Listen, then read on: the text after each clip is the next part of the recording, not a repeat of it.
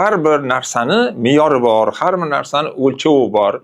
Har bir narsaga, misol uchun ham o'zi qilinadigan narsani har bir, misol uchun mana 3 ta 9 bo'lsa, bu 3 ta 9imiz, demak, o'sha o'zini xislati bor, o'zini retsepti bor.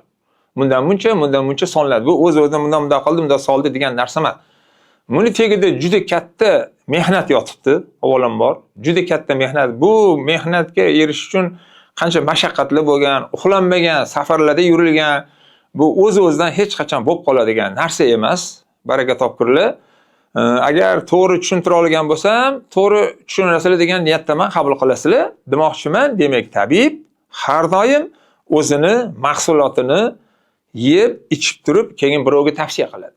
Ana xuddi mani narsalarim hammasi o'zim iste'mol qilganman, o'zim iste'mol qildimmi, o'zimda natija yaxshi, do'stimga beraman yo qudamga beraman, yo unga beraman, yoki Xudoga shukr, mana shu mani 6 ta farzandim bo'lsa, hammasida alhamdulillah, so'chin farzandlari bor, sog'lom, durkun, hech bir nuqsoni yo'q, alhamdulillah robbil alamin. Demoqchiman, bu narsalar iste'mol qilinglar, tabiiy, hamma tomonlama butun tanangiz quvvatlanadi, plus immunitetingiz ko'tariladi. O'z-o'zidan hech qanaqa kasallik kelmaydi, Xudo xolisa.